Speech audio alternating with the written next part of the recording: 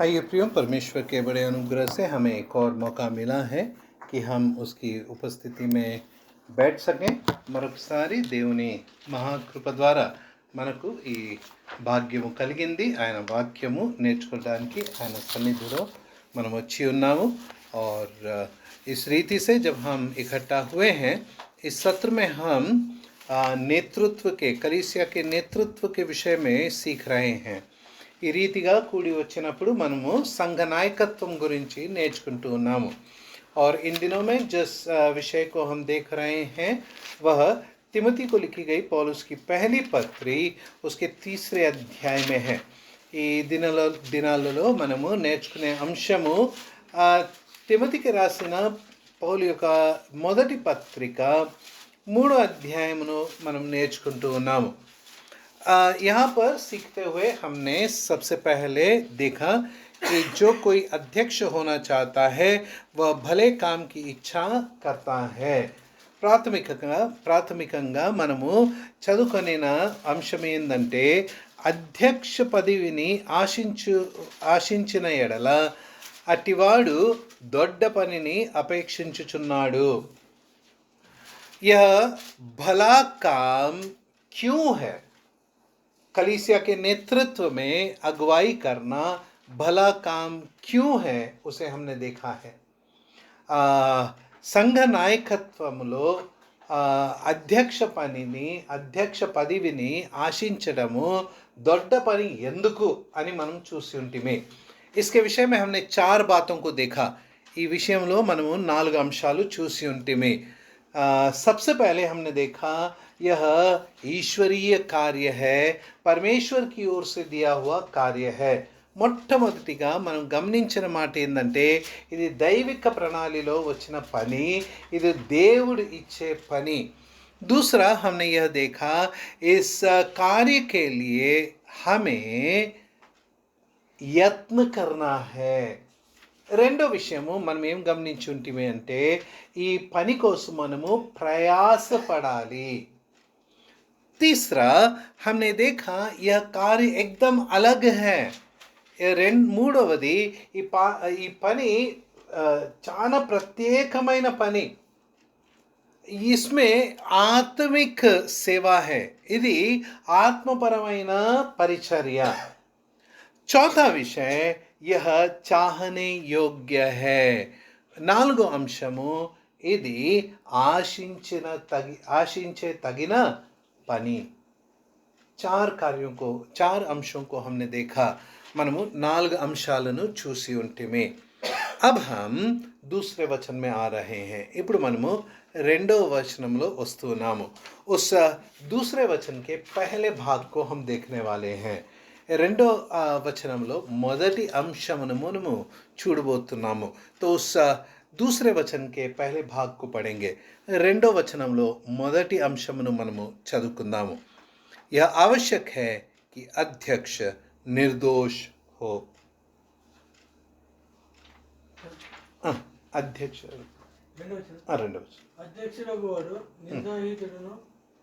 అంతే. అధ్యక్షుడు అనువాడు నిందారహితుడుగా ఉండవలెను. जो भी अध्यक्ष होना चाहता है, भले काम की इच्छा रखता है, उसे निर्दोष रहना जरूरी है. అధ్యక్ష పదవిని ఆశించువారు దొడ్డ పనిని అపేక్షించుచున్నారు కాబట్టి వారు నిందారహితుడుగా ఉండాలి. यहाँ पर सबसे पहले एक गलतफहमी को दूर करना चाहता हूँ. మొట్టమొదటిగా ఇక్కడ ఒక తప్పు ఆలోచనను నేను సరిదిద్దాలి అని ఆశిస్తున్నాను. परमेश्वर की दृष्टि में चाहे परिवार में या कलीसिया में भाई बहन सभी एक समान है. దేవుని దృష్టిలో కుటుంబంలో కానీ సంఘంలో కానీ సహోదరులు సహోదరీలు అందరూ సమానము. लेकिन परिवार की व्यवस्था को चलाने के लिए हर एक को अलग अलग जिम्मेदारी परमेश्वर ने दिया है. కానీ కుటుంబ వ్యవస్థను నడిపించడానికి దేవుడు ప్రతి ఒక్కరికి ఒక ఆ, ఆ, బాధ్యత ఇచ్చి ఉన్నాడు. उसी प्रकार कलीसिया में भी परमेश्वर ने यह जिम्मेदारी दी है. అదే రీతిగా సంఘములో కూడా ఈ ఆ, బాధ్యతలు ఆయన ఇచ్చి ఉన్నాడు. कलीसिया के नेतृत्व के विषय में विशेष रीति से हम जब अध्यक्ष हो या पास्टर हो या एल्डर हो जो कहते हैं, तीनों नाम एक ही पदवी के लिए है. उसके लिए बहनों की योग्यता नहीं है. योग्यता नहीं कहना चाहिए, बहनों के लिए वो जिम्मेदारी नहीं है. बहनों के लिए वो जिम्मेदारी नहीं है. సంఘ కాపరి కానీ అధ్యక్షులు కానీ లేదా సంఘ పెద్దలు కానీ సంఘంలో ఆ పరిచర్య చేయటానికి ఆ బాధ్యత సహోదరులకి ఇవ్వబడలేదు. ఇది మనం గమనించాల్సిన అంశం ఉంది. फिर यहाँ पर जब हम देख रहे हैं, हम देखते हैं कि यह भाइयों के लिए ही जिम्मेदारी है. అయితే ఇది గమనించినప్పుడు ఇది సహోదరులకు ఇవ్వబడిన బాధ్యత. इसीलिए सिर्फ भाई लोगों के लिए ये पढ़ाने से काफ़ी है ऐसा नहीं है. కాబట్టి ఇది సహోదరులకు మాత్రమే నేర్పిస్తే సరిపోతుంది అని కాదు.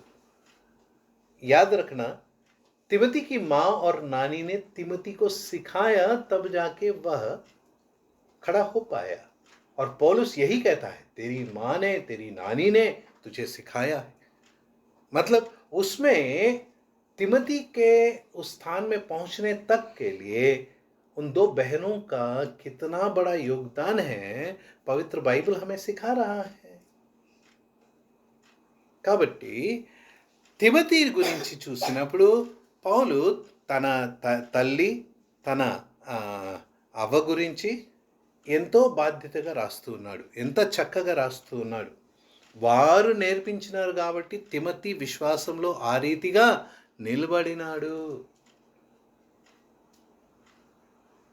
इसीलिए इन बातों को बहुत ध्यान से बहनों को भी सीखना ज़रूरी है. కాబట్టి ఈ విషయాలు సహోదరులు కూడా నేర్చుకోవడం చాలా ప్రాముఖ్యమైనది. अपने बच्चों को उस लक्ष्य से बड़ा करना और उस लक्ष्य की ओर उन्हें चलाने के लिए ప్రార్థన करना बहुत ज़रूरी है.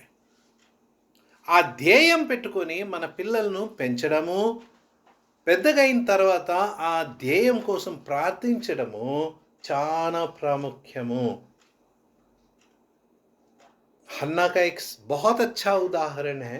హన్నా ఒక చాలా చక్కగా మన మాదిరిగా మన ఎదుట ఉంది. और वैसा ही उदाहरण नए नियम की कलीसिया में भी है. అలాంటి మాదిరి క్రొత్త నిబంధన సంఘములో కూడా ఉన్నది. अब जब हम यहाँ पर आते हैं, पहला जो अंश हम एक अध्यक्ष के विषय में देखते हैं वो है कि वो निर्दोष हो. అధ్యక్షునిగా ఉండాలి అని ఆశించేవారు మొట్టమొదటిగా నిందారహితులై ఉండాలి. अच्छा, निर्दोष का मतलब क्या है? నిందారహితులు అంటే ఏమర్థము?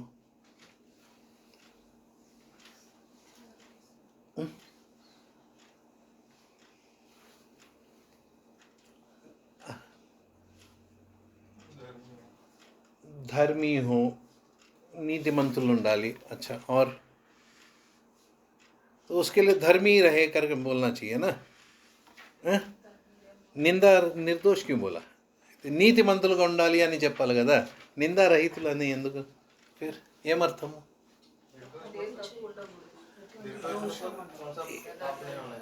पाप नहीं होना चाहिए, दोष नहीं होना चाहिए, उससे गलती नहीं होना चाहिए. ऐसा कोई रहेगा क्या? मेरे को बताओ, एक दिखाओ मेरे को. అలా ఎవరైనా ఉంటారా? పాపం చేయకుండా, తప్పులు చేయకుండా, పొరపాటు చేయకుండా ఎవరైనా ఉంటారా? ఒక్కరిని చూపించండి. नहीं. फिर ऐसे क्यों बोला? మళ్ళీ అట్లా ఎందుకు రాసినారే? ఏ?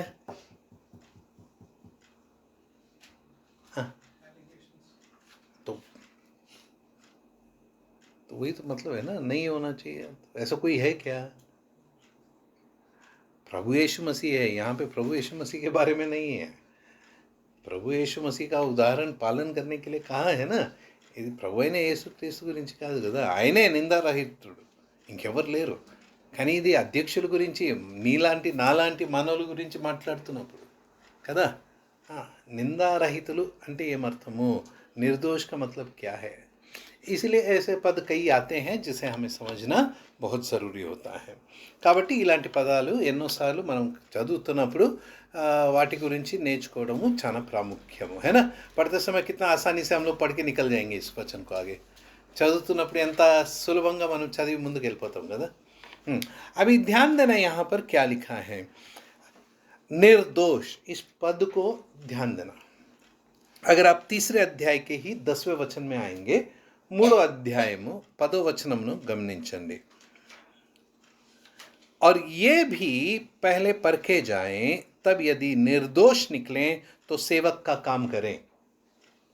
మరియు వారు మొదట పరీక్షింపబడవలెను, తర్వాత వారు అనిందితులైతే పరిచారకులుగా ఉండవచ్చు. यहाँ पे सेवक के बारे में बात की जा रही है. ఇక్కడ పరిచారకుల గురించి మాట్లాడబోతున్నారు. सेवक का मतलब यहाँ पर इवेंजलिस्ट नहीं है. ఇక్కడ పరిచర్య అంటే ఇది సువార్త పరిచర్య కాదు. यहाँ पर जो सेवक है इसका मतलब डीकन अंग्रेजी में. ఇక్కడ పరిచర్యకర్త అంటే ఇక్కడ డీకన్ అనే పదంను మనము గమనించాలి. डीकन्स के बारे में हम आखिरी में देखने वाले हैं. और आज भी कलीसियाओं में डीकन्स की ज़रूरत होती है. कई कलीसियाओं में नहीं है, अधिकांश कलीसियाओं में, लेकिन कलीसिया में डीकन्स का भी होना अच्छा है. बाइबल में दिया हुआ है ना वो पदवी. డీకన్ అంటే ఎవరు అది మనం తర్వాత ఆఖరిలో చదువుకుంటాము. కానీ డీకన్ సంఘాల్లో ఉండటము మంచిది. ఎన్నో సంఘాలలో డీకన్స్ లేరు, కానీ బైబిల్లో ఆ పదవి ఇచ్చినారు కదా, అది సంఘానికి ఇవ్వబడిన పదవి కదా. కాబట్టి డీకన్స్ ఉండడము మంచిది, సంఘంలో మంచిది. వారి పని ఏంటిది అది కూడా మనము తర్వాత చూసుకుందాం. उनके क्या काम है उनको बाद में देखेंगे. लेकिन डीकन की पदवी के लिए एक बात है कि वचन सिखाने में निपुणता ज़रूरी नहीं है. డీకన్ అవ్వడానికి వాక్యము బాగా నేర్పించే గుణం ఉండాలి అని అవసరత లేదు. समझ में आ रही बात? एक अच्छा विश्वासी होना ज़रूरी है. ఆయన ఒక మంచి విశ్వాసి ఉండాలి, ये ज़रूरी है. लेकिन डीकन पदवी के लिए भी जब चुन रहे हैं उसको परखना है. ఆ డీకన్ పదవి కోసం కూడా ఎంచుకుంటున్నప్పుడు ఆయన్ని పరిశీలించాలి. और जब परखा जाए और वो निर्दोष निकले तभी उसे वो सेवा देना है. పరిశీలించినప్పుడు అతడు నిందారహితుడుగా ఉంటేనే ఆ పరిచర్య ఇవ్వాలి. ठीक है, ये बात समझ में आ रहा है? मतलब अगर अब किसी को एल्डर खड़ा करना है तो उसकी परीक्षा करनी है या नहीं करनी है? అంటే ఒక ఎల్డర్ను నిలబెడుతున్నప్పుడు ఆయన్ని పరిశీలించాలా వద్దా? बोर्ड एग्जाम नहीं होगा उसका, बोर्ड పరీక్షలు రాయరు. उसका जीवन परखा जाएगा, తన జీవితము పరిశీలింపబడుతుంది. और जब उसका जीवन परखा जाएगा उसको निर्दोष रहना चाहिए. ఆయన జీవితము పరిశీలింపబడినప్పుడు ఆయన నిర్దోషిగా ఉండాలి. कोई भी सेवकाई में खड़े होते समय निर्दोष होना चाहिए. ఏ పరిచర్య కానివ్వండి అందులో నిలబడెత్తున్నప్పుడు నిందారహితులుగా ఉండాలి. ये बहुत प्रमुख बात है. ठीक है, 5वें अध्याय के 7वें वचन को देखिए. पहला तिमोथी 5वां अध्याय 7वां वचन, మొదటి తిమోతి 5వ అధ్యాయము 7వ వచనము.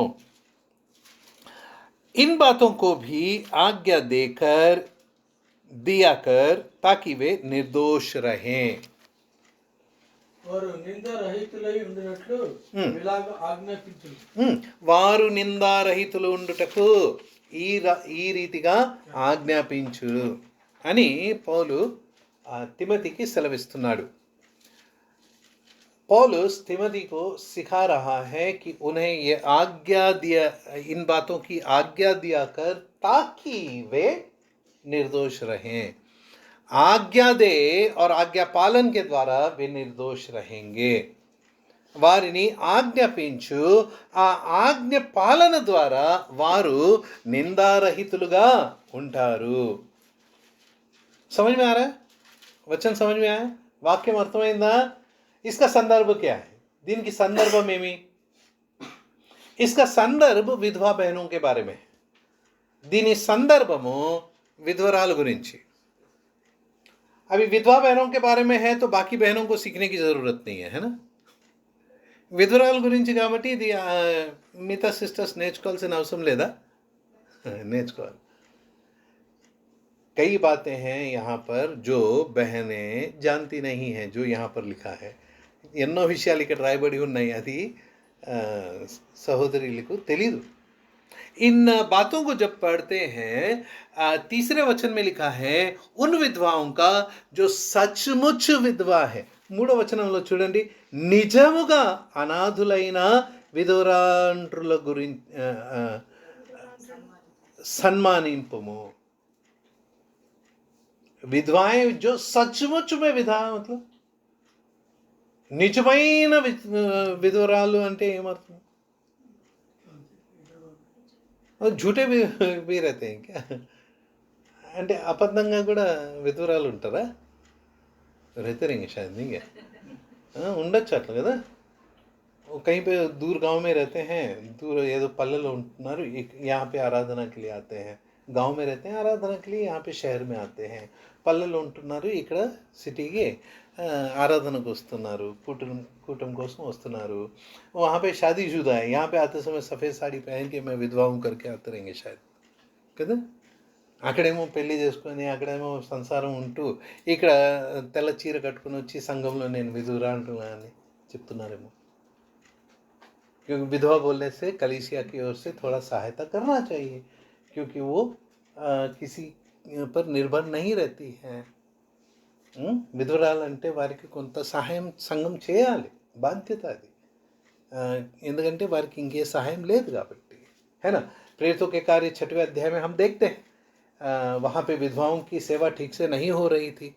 అపోస్తల కార్యంలో 6వ అధ్యాయంలో మనం గమనిస్తున్నాం కదా, అక్కడ విధవరాండ్రుల యొక్క పరిచర్య సరిగా జరగడం లేదు. फिर ये सचमुच में विधवा का मतलब क्या है? నిజమైన విధురాలు అంటే ఏమర్థం? तेलुगु में वो उसका अर्थ और बेहतर लिखा है. तेलुगु में एक शब्द एक्स्ट्रा जोड़ा है, लेकिन अच्छा अर्थ है ना. सचमुच में अनाथ विधवा, ये उसका अर्थ है.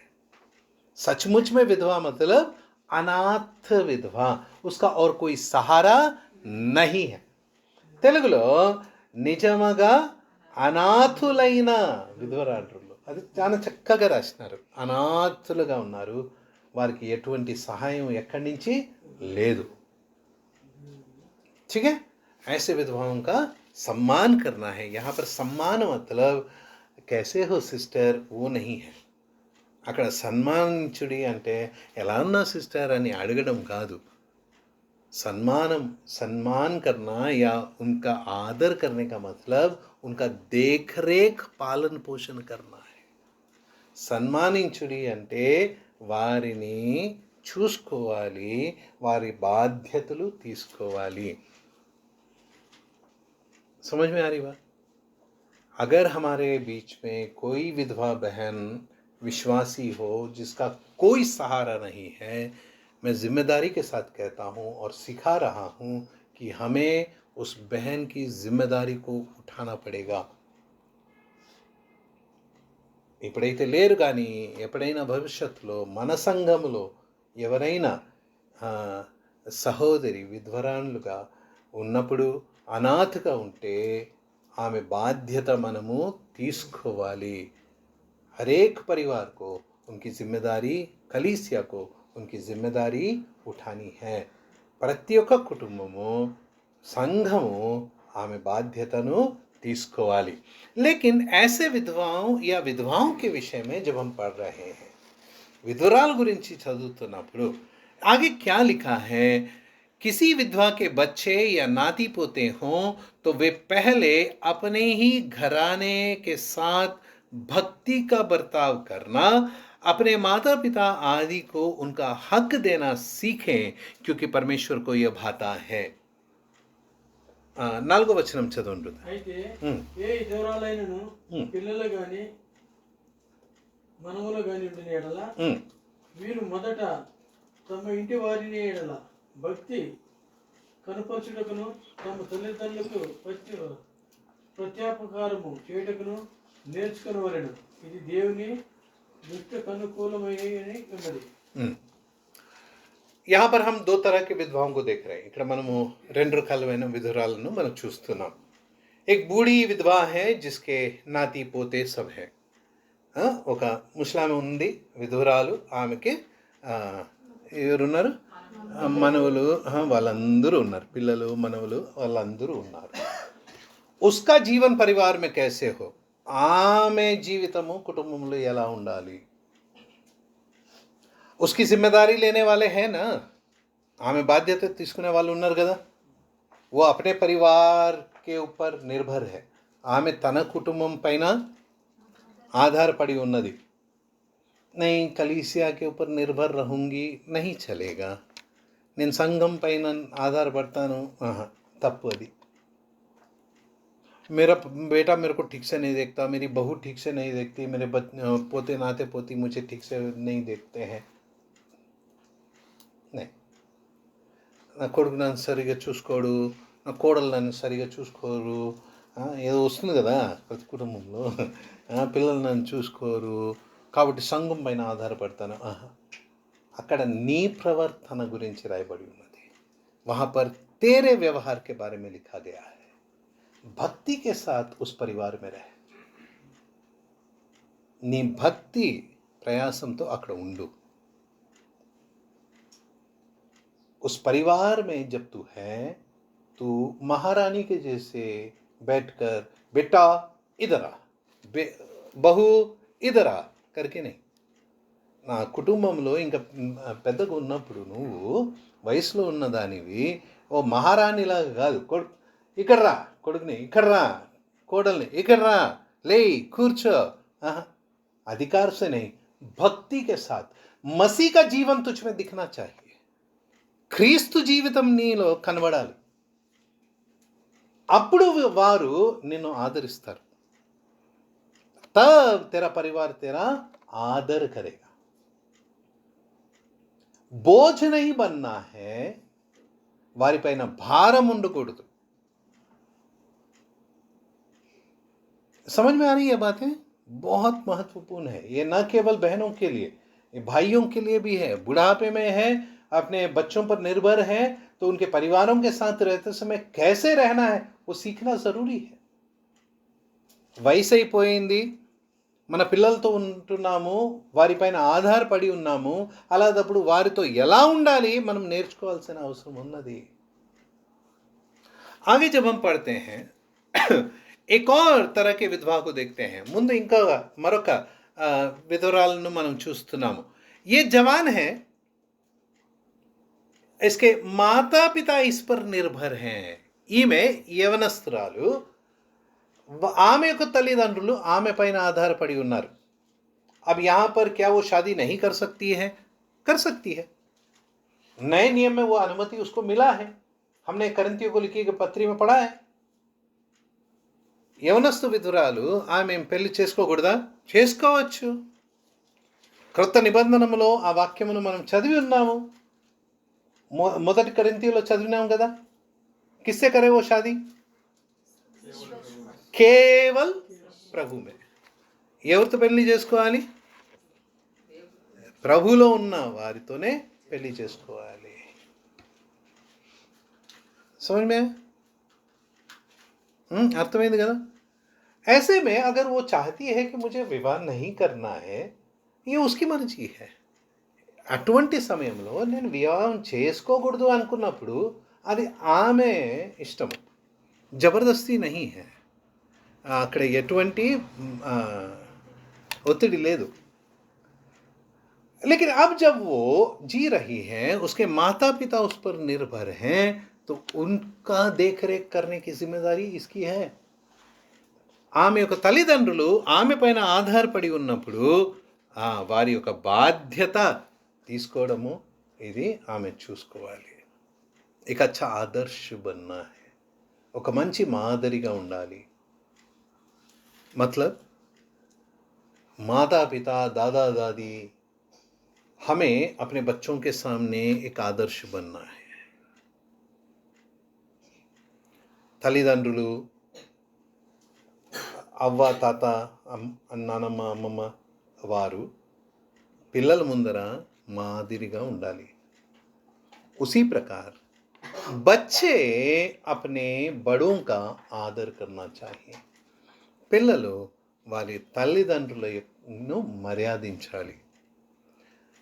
वो मुझे आदर नहीं देता है इसीलिए मैं उसके माता पिता और दादा दादी यही बोलते हैं ना, తల్లిదండ్రులు తాత అవ్వ ఇదే చెప్తారు కదా, నాకు మర్యాద ఇవ్వడం లేదు కాబట్టి तुम्हारा जीवन ऐसा है तो वह कैसे आदर करेंगे. నీ జీవితం ఇలా ఉంటే వాళ్ళు ఏ రీతిగా మర్యాదిస్తారు. बच्चे बोलते हैं हमारे माता पिता हमेशा डंडा लेके पीछे पड़े रहते हैं. పిల్లలు చెప్తారు మా తల్లిదండ్రులు ఎప్పుడు చూసినా కర్ర తీసుకున్న మా ఎంట పడుతూ ఉంటారు. तुम्हारा जीवन ऐसा है इसीलिए उनको डंडा लेना पड़ रहा है. నీ జీవితం అలా ఉంది కాబట్టి వాళ్ళు కర్ర తీసుకోవాల్సి వస్తుంది. है ना. मतलब दोनों पीढ़ियों को अपना जीवन ప్రభు యేసు మసీహ్కి అనురూప్ రఖనా జరూరీ హై. అంటే ఏమర్థము, ఈ రెండు జనరేషన్స్ అంటాం కదా, ఏమంటారు తెలుగులో, రెండు తరాలు ప్రభు అయిన యేసుక్రీస్తు యొక్క జీవితమును జీవించాలి. जब प्रभु यीशु मसीह का जीवन ये दोनों पीढ़ी जिएंगे तब माता पिता को वो आदर मिलेगा, बच्चों को वो प्रोत्साहन मिलेगा.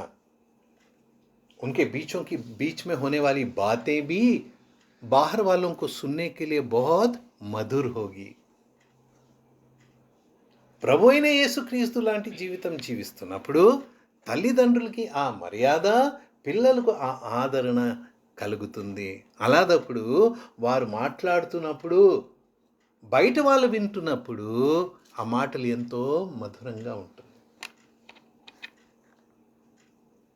आज मैं कैसे अपने माता पिता से बात करता हूँ, मेरे बच्चे कैसे मुझसे बातें करते हैं, ये सब मेरा संबंध प्रभु के साथ कैसा है उस पर निर्भर है. నేను నా తల్లిదండ్రులతో ఎలా మాట్లాడుతున్నాను, నా పిల్లలు నాతో ఎలా మాట్లాడుతున్నారు, ఇవంతా ప్రభు అయిన యేసుక్రీస్తుతో మనకున్న సంబంధమును सूचिस्तुंदी. ठीक है, आगे आएंगे जल्दी से 5वें वचन में, 5वें वचन में, जो सचमुच विधवा है और उसका कोई नहीं, यहाँ पर वो सही अर्थ आया देखिए, और उसका कोई नहीं पर परमेश्वर पर आशा रखती है और दिन रात विनती और प्रार्थना में लोलीन रहती है. అయితే నిజముగా అనాథైన విధవరాలు ఏకాకి ఏంటి దేవుని మీదనే తన నిరీక్షణ ఉంచుకొని విజ్ఞాపన యందును ప్రార్థన యందును రేయింబగలు నిలకడగా ఉండును. सचमुच की विधवा मतलब अनाथ विधवा, उसका कोई देखभाल करने वाला नहीं है. ऐसी विधवा जो अब उसके गुण बता रहे हैं, अब उसके गुण बता रहे हैं कैसा गुण होना चाहिए. अगले वचन में कैसा गुण नहीं होना चाहिए. నిజంగా అనాథ విధురాలు ఆమె యొక్క స్వభావం ఎలా ఉండాలి అని ఈ 5వ వచనంలో ఉంది. 6వ వచనంలో ఎలా ఉండకూడదు అది రాయబడి ఉన్నది. ఆమె ఎలా ఉండాలి, वो कैसे हो, परमेश्वर पर आशा रखने वाली, प्रार्थना विनती में अपना समय बिताने वाली. ఆమె ఎలా ఉండాలి, దేవునిపై నిరీక్షణ కలిగి ఉండి ప్రార్థన విజ్ఞప్తిలో సమయము గడిపే ఆమెలాగా ఉండాలి. అవి मैं విధవ नहीं हूँ तो मुझे ये सब करने की ज़रूरत नहीं है నేను విధవరాలు కాదు కాబట్టి ఇవన్నీ చేసే పని లేదు కదా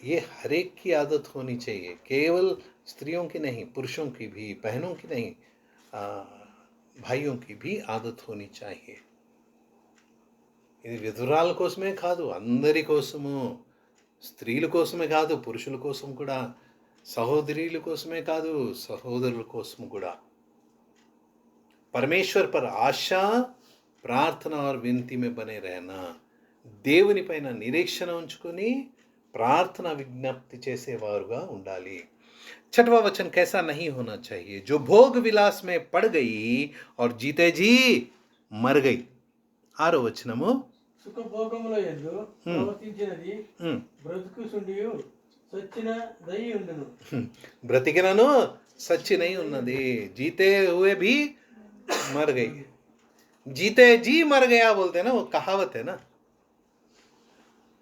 जा तू जीते जी मेरे लिए मर गया हिंदी ला डायलॉग लिखा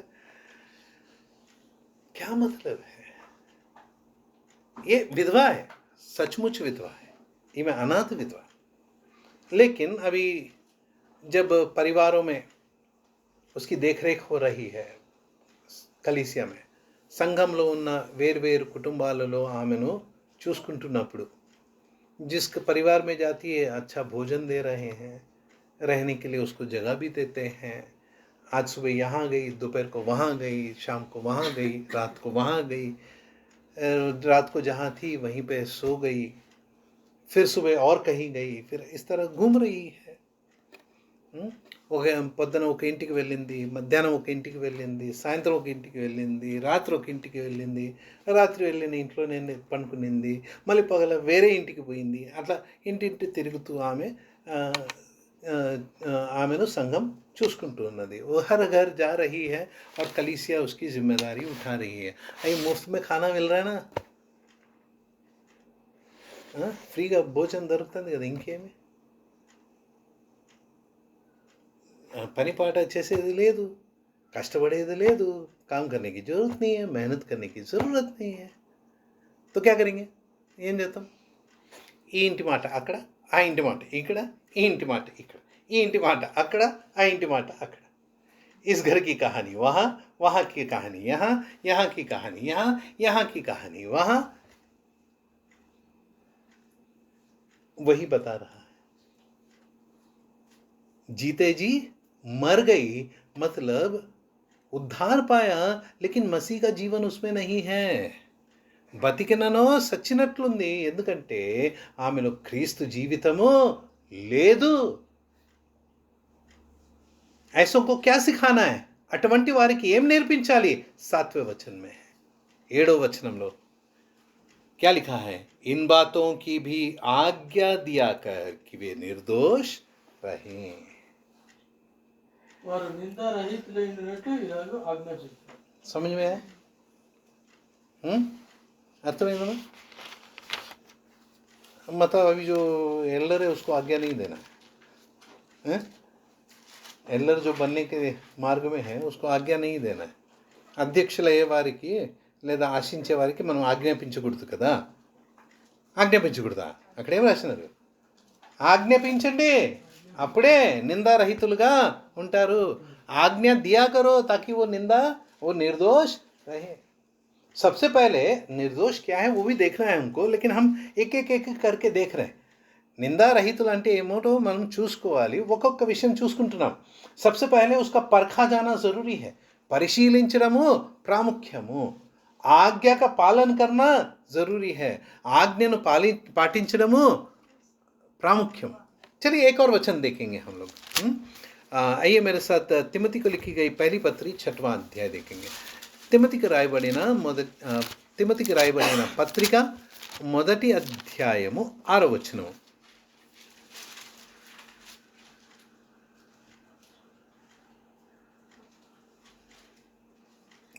तीतुకు రాసిన పత్రిక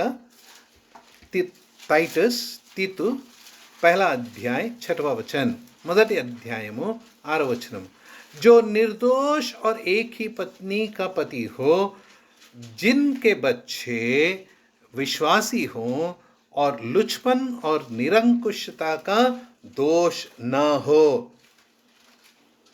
ఎవడైనను నిందారహితుడను हम्म, ఏకపత్ని పురుషుడును దుర్వ్యాసార విషయము నేరము మోపబడిన వారై అవిధేయులే కాక విశ్వాసమైన పిల్లలు గలవాడనై ఉన్న ఎడల గట్టి వాణి పెద్దగా నియమించవచ్చును.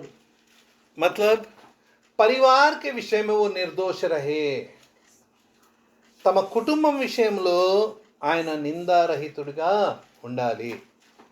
वो निर्दोष हो, एक ही पत्नी का पति हो, जिसके बच्चे विश्वासी और लुचपन और निरुंकुशता का दोष ना हो. గమనించండి ఏం రాయబడి ఉన్నది. నిందారహితులుగా ఉండాలి. అయితే ఎలా? ఏకపత్నికి పురుషునిగా ఉండాలి. వారి యొక్క పిల్లలు ఎలా ఉండాలి? విశ్వాసులై ఉండాలి. విశ్వాసులుగా ఉండాలి. ఇంకా రెండు ఉన్నాయి కదా అక్కడ. లుచ్పన్ కో క్యా లిఖా తెలుగు మే? చదవండి కదా వచనం చదవండి. ఎవడైనా నిందారహితుడును ఏకపత్ని పురుషుడును దుర్వ్యాపార విషయము దుర్వ్యవహారము దుర్వ్యాపార వ్యాపారము ఓకే ఓకే విషయము నేరము మోపబడిన వారై అవిధేయులై కాక అవిధేయులు కాక కదా. అంటే పిల్లలు ఎలా ఉండాలి అది కూడా రాసినారు. अध्यक्ष बनना है तो तुम्हें निर्दोष रहना है. किस विषय में निर्दोष रहना है?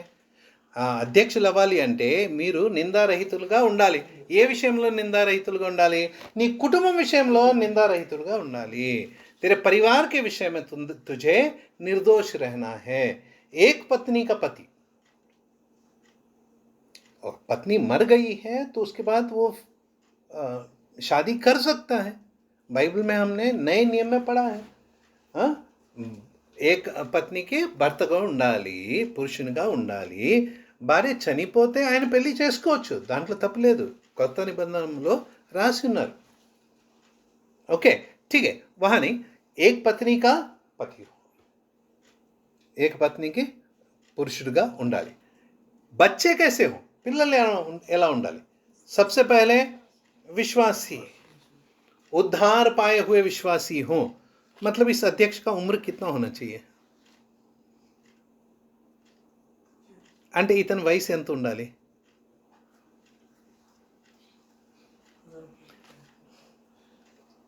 పిల్లలు లేని వారిని అధ్యక్షులుగా చేయొచ్చా? बच्चे नहीं हैं तो क्या हम उन्हें अध्यक्ष बनाएं? शादी नहीं किया, माता पिता का देखभाल करते, भाइयों का, उनका परिवार का देखभाल करते हुए वो रह गया, क्या उसको हम అధ్యక్ష బనా సక్తే హై, ప్రాచీన్ బనా సక్తే హై? పెళ్లి చేసుకోలేదు, తల్లిదండ్రుల బాధ్యతను చూసుకుంటూ అన్న తమ్ముళ్ళు చెల్లెలు వాళ్ళనే చూసుకుంటూ ఉండిపోయినాడు. అయితే ఈ బాధ్యత ఇవ్వచ్చా? ఇవ్వచ్చు కదా. మంచోడు పాపం. నీ మంచితనంతో పని లేదమ్మా. ఇక్కడ ఏకపత్నికి పురుషునిగా ఉండాలి, विवाहित होना चाहिए. उसके बच्चे, अगर बच्चे हैं तो कैसे हैं? पिల్లలు ఉన్నారా? ఎలా ఉన్నారు? विश्वासी हैं क्या? मतलब उनका उद्धार, बहुत ज़रूरी बात है. उनका उद्धार हुआ है क्या? दूसरी बात, లుచ్పన్ అంటే తెలుగులో ఏదది పదము? దుర్వ్యాపారము విషయము. लेन देन में गड़बड़ी कर रहे हैं क्या? ఇచ్చుపుచ్చటలో ఎక్కడైనా తప్పుదారి పట్టినారా? ये लुचपन शब्द कहाँ आया मालूम है इसके पहले? और बहुत प्रमुख रीति से ప్రాముఖ్యంగా ఈ పదం ఎక్కడ వచ్చిందో నాకు తెలియదు. తెలుగులో అది వచ్చిందో లేదో, హిందీ में है. एली के बच्चे कैसे थे? లుచ్చే थे. ఏలి కుమారులు ఎలా ఉన్నారు? అలా ఉండకూడదు. मेरा पिता अधिकारी है तो मेरा भी अधिकार है करके जो जबरदस्ती करके विश्वासियों को लूटना, एली के बच्चे वही कर रहे थे. నా తండ్రి సంఘ పెద్ద కాబట్టి నేను ఇంకా నాకు అధికారం ఉంది, నేను ఇంకా దుర్వ్యాపారం చేస్తాను, మోసం చేస్తాను, లాక్కుంటాను. ఆ పనులే కదా వీళ్ళు చేస్తూ ఉన్నారు. ఏలి కుమారులు అదే చేస్తూ ఉన్నారు కదా. समझ रहे? लुच्चपन कलीसिया में ही नहीं, बाहर भी वो नहीं रहना चाहिए. సంఘంలోనే కాదు, బయట కూడా. आजकल क्या हो गया है कि पैसों के मामले में हमें बहुत सावधान रहना है. డబ్బుల విషయంలో చాలా జాగ్రత్తగా ఉండాలి. విశేష రీతి से आजकल और आने वाले दिनों में ఈ రోజుల్లో రాబోయే దినాలలో हमको एक मतलब एक पहले नहीं होता था, लेकिन आजकल एक बहुत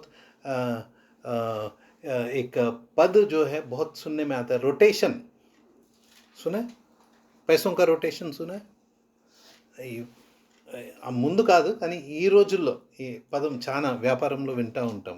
रोटेशन अंटर. ये रोटेशन कैसा होता है? मैंने अपने ज़रूरत के लिए कुछ खरीद लिया. రొటేషన్ ఎలా ఉంటుందంటే, నా అవసరత కోసము నేనేదో కొనుక్కునేసినాను. वो खरीदने के लिए मैंने इससे पैसे लिए, ఫలానా से पैसे लिए. అది కొనుక్కోవడానికి ఒక వ్యక్తితో నేను డబ్బులు తీసుకున్నాను. अब उसको पैसा देना है तो मैं क्या करूँगा? और एक से पैसा लूँगा. ఆయనకి డబ్బులు కట్టాలి కాబట్టి ఇంకొకరితో డబ్బులు తీసుకొని ఆయనకి ఇస్తాను. ఇతను అడిగినప్పుడు ఇంకొకరితో తీసుకుంటాను. ये पूछेगा तो दूसरे से लूँगा. क्या कर रहा हूँ मैं? समझ रहे आ रहा है? अब यहाँ पे देखो, इससे 100 रुपये लिया और उसको मैं 102 रुपये देना है. 100 रुपये थोड़ी लेगा मेरे से, उस पर ब्याज लेगा ना.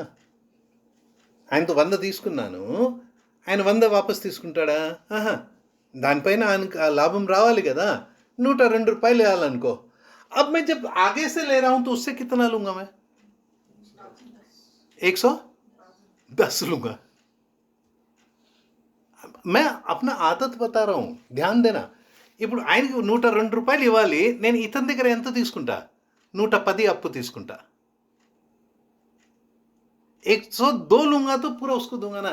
मुझे और थोड़ा अयाशी करना है. 102 తీసుకుంటే నేను ఖర్చు పెట్టలేను కదా. 110 తీసుకుంటే ఆ మిగిలిన 8 రూపాయలు నేను ఖర్చు పెట్టుకోవచ్చు కదా. अब जब इसको 110 देना है तो इससे कितना लूँगा? ఇతనికి 110 ఇవ్వాలి, ఇతనితో ఎంత తీసుకుంటా? क्या मालूम मेरा जरूरत बढ़ गया. 120 అంటున్నారు, నా అవసరతలు పెరిగిపోయినాయి మా. इसे 200 लूँगा मैं. 110 देना, यहाँ से 200 लूँगा. ये वस्तु खरीदा कितने में है? 100. ఇతనికి ఇచ్చేటప్పుడు నేను 110 ఇవ్వాలి, 200 తీసుకున్నాను. వస్తువు ఎంత కొన్నా? 100కు. ఇప్పుడు నేను ఎంత ఇవ్వాలి? 200. समझ में आ रहा है आपको मैं क्या कह रहा हूँ? रोटेशन. हम लोग रोटेशन में घुस रहे हैं. అర్థమవుతుందా ఏం చేస్తున్నాము? రొటేషన్లో వెళ్ళిపోతున్నాం. इसीलिए प्रभु यीशु मसीह ने लूका रचित सुसमाचार में क्या कहा है? घर बांधने वाला पहले देखे कि मेरे पास घर बांधने के लिए पर्याप्त है या नहीं. కాబట్టి ప్రభు అయిన యేసుక్రీస్తు లూకా సువార్తలో ఏం చెప్పినాడు? ఇల్లు కట్టుకునే ముందు లెక్కించు, నీ దగ్గర ఉందా లేదా, నువ్వు కట్టగలుగుతావా లేదా. కట్టలేకపోతే తీసుకోవద్దు. अगर नहीं भर सकता है मत लेना. मेरे प्रिय भाई, मेरे प्रिय बहन, मैं कई बार कह चुका हूँ, इस अंश पर भी मैं कलीसिया में सिखाना चाहता हूँ किस तरह से हम अपने पैसों का देख रेख करें. నేను ఎన్నోసార్లు చెప్పినాను, ఈ అంశం తీసుకోవాలని ఆశిస్తున్నాను. డబ్బుల వ్యవహారం మధ్య ఎలా ఉండాలి, దేవుని వాక్యంలో క్రొత్త నిబంధనలో ఏం రాయబడి ఉన్నది మనం నేర్చుకోవాలి. परमेश्वर के वचन में नए नियम में क्या लिखा गया है उन्हें हमें सीखना है. लुचपन और एक बात वहाँ पर है, నిరంకుశత.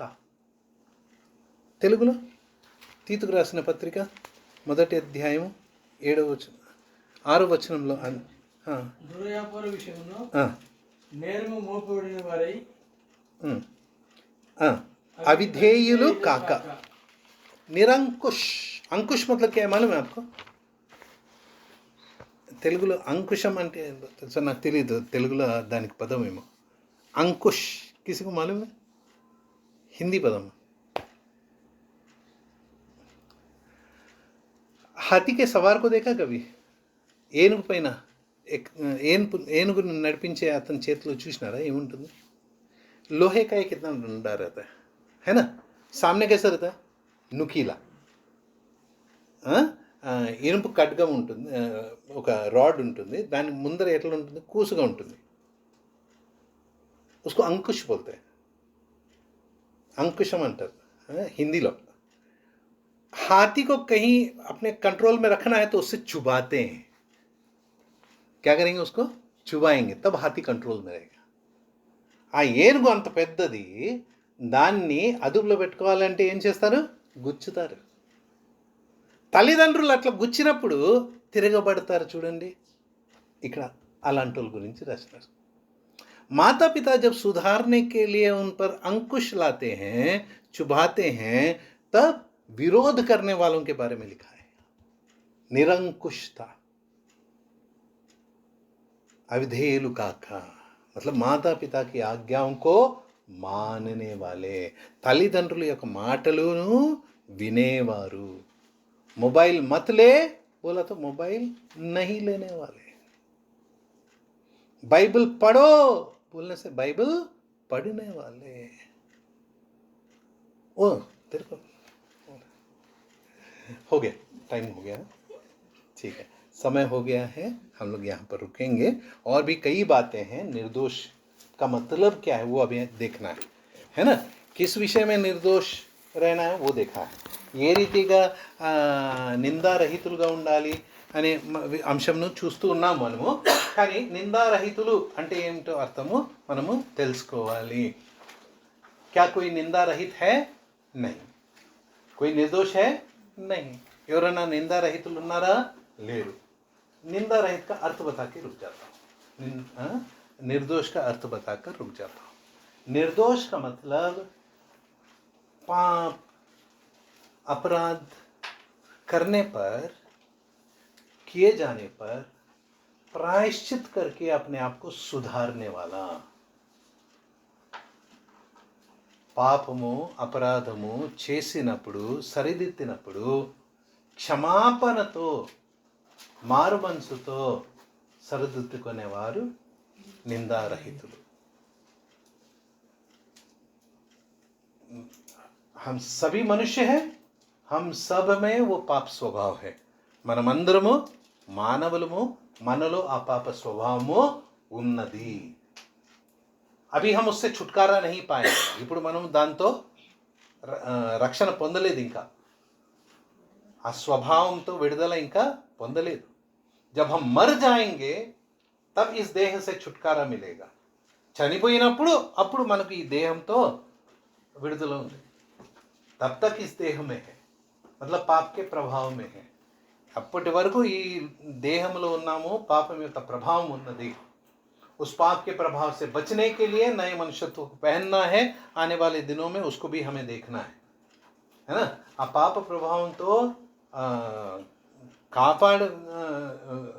రక్షణ పొందాలి అంటే మనము క్రొత్త స్వభావమును ధరించాలి అది ఎలా అది రాబో దినాల్లో మనం నేర్చుకుంటాం लेकिन जब पाप होता है प्रायश्चित करके मन फिराव के साथ सुधरना यही निर्दोष స్వభావం పాపము జరిగినప్పుడు పాపమును గ్రహించి మారుమనసు పొంది క్షమాపణతో దేవుని దగ్గర తిరిగి రావడము అదే నిందారహితులు दाऊद क्यों परमेश्वर के हृदय के अनुसार का व्यक्ति था उसने कितना भयंकर पाप किया अपने पाप को छुपाने के लिए एक पति को मरवा डाला ఎంత భయంకరమైన పాపం చేసినాడు తన పాపమును కప్పుపెట్టుకున్న దానికి ఒక భర్తను చంపివేసినాడు అలాంటోడు దేవుని హృదయానుసారము అని వాక్యము చెప్తున్నది ऐसे व्यक्ति के विषय में वो मेरे मन के अनुसार है, परमेश्वर कहता है। क्यों? क्योंकि जब पाप उजागर हुआ, प्रायश्चित किया, मन फिराव किया, परमेश्वर के सामने आया. ఎందుకంటే పాపము బయలుపరచబడినప్పుడు మారు మనసు పొంది దేవుని దగ్గరికి వచ్చినాడు. పరమేశ్వర మరి సాయం, దేవుడు సాయం చేయండి.